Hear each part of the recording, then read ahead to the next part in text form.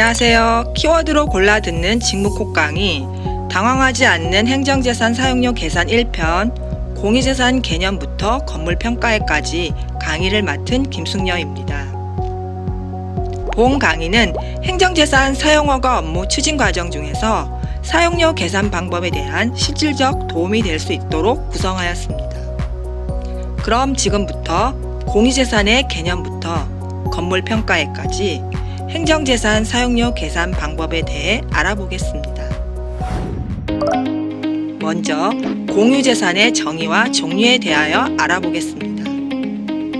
공유재산이란 지방자치단체의 부담, 기부채납이나 법령에 따라 지방자치단체 소유로 된 일체의 재산을 말합니다.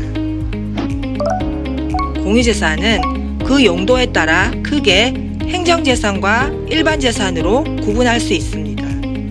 행정재산이란 지방자치단체가 행정을 위해 현재 사용하고 있는 재산 등을 말하며 학교의 경우 교육 용도로 사용하는 토지, 건물 및 부속물을 행정재산이라고 말합니다. 일반재산은 행정재산 이외의 모든 공유재산을 말합니다. 공유재산을 일정 기간 사용할 수 있도록 허용하는 행위를 행정재산의 경우에는 사용허가라고 하며 일반재산의 경우에는 대부계약이라고 합니다. 즉, 공유재산 중 행정재산에 대하여만 사용허가가 가능합니다. 다음으로 사용허가 관련 법령에 대하여 알아보겠습니다. 사용허가 관련 법령에는 공유재산 및 물품관리법과 공유재산 및 물품관리법 시행령, 서울특별시 교육비 특별회계 소관 공유재산 관리조례와 서울특별시 교육비 특별회계 소관 공유재산 관리조례 시행규칙, 마지막으로 행정안전부 고시 지방자치단체 공유재산 운영 기준이 있습니다. 사용허가 업무를 위해서는 방금 소개해드린 법령 등에 대한 사전 숙지가 반드시 필요합니다. 다음으로 행정재산 사용허가 방법과 사용허가 기간에 대하여 알아보겠습니다.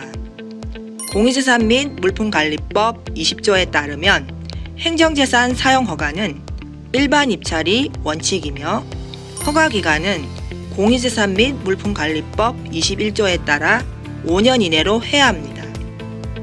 사용허가 기간 갱신은 1회에 하나며 5년 범위 안에서 가능합니다. 다만 갱신 기간은 공유재산 관리조례 17조에 따라 갱신 전 사용허가 기간을 넘을 수 없습니다. 이 점 유의하셔야 합니다. 오늘의 핵심인 행정재산 사용허가를 위한 입찰 시 예정가격 산출 방법을 알아보겠습니다. 예정가격은 연간 사용료와 부가가치세를 합산하여 결정합니다. 그럼 연간 사용료는 어떻게 계산할까요? 공유재산 및 물품관리법 22조에 따르면 지방자치단체장은 사용허가하였을 때 대통령령으로 정하는 요율과 산출 방법에 따라 매년 사용료를 징수한다고 나와 있습니다. 또한 공유재산 및 물품관리법 시행령 14조를 보면 연간 사용료는 시가를 반영한 재산평정 가격의 연 1000분의 10 이상의 범위에서 조례로 정한다고 나와 있습니다. 따라서 법과 시행령을 조합하면 연간 사용료 산출식은 재산평정 가격 곱하기 사용료율로 정리할 수 있습니다. 다음은 입찰 시 유의사항을 말씀드리겠습니다. 둘째 연도 이후부터 사용료는 공유재산 관리조례 31조 1항에 따라 별도 산출한다고 입찰 시 공고문에 명시하여야 합니다. 공유재산 및 물품관리법 시행령 31조에 의하면 재산평정 가격은 건물 평가액과 부지평가액을 합산한 금액을 말합니다. 따라서 연간 사용료를 산출하기 위해서는 건물 평가액과 부지평가액, 사용료율, 이 세 가지 데이터를 알아야 합니다.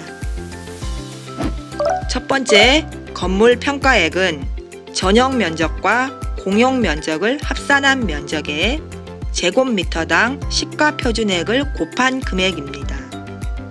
지방자치단체 공유재산 운영 기준에 따른 건물의 공용면적 산출식은 해당 건물의 총 공용면적 곱하기 해당 건물의 총 전용면적분의 사용허가 받은 자의 건물 전용면적입니다. 시가표준액은 지방세법 4조 2항에 따라 매년 1월 1일 서울시장이 결정 고시합니다.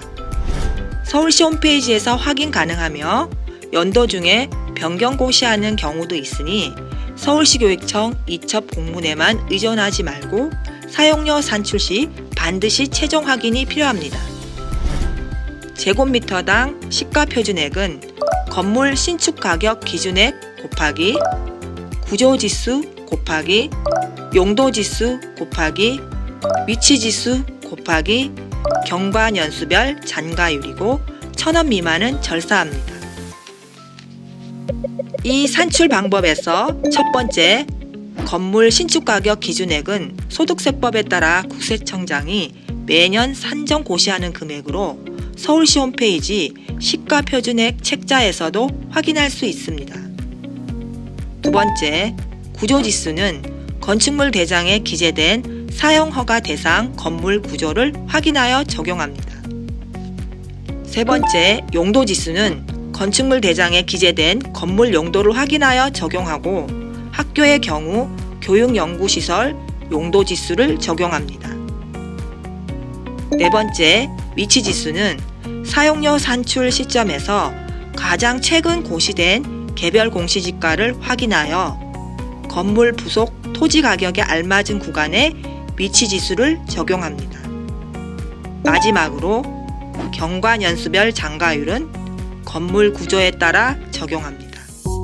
지금까지 연간 사용료 산출을 위한 세 가지 데이터, 즉 건물평가액, 부지평가액, 사용료율 중 건물평가액 산출 방법에 대하여 알아보았습니다.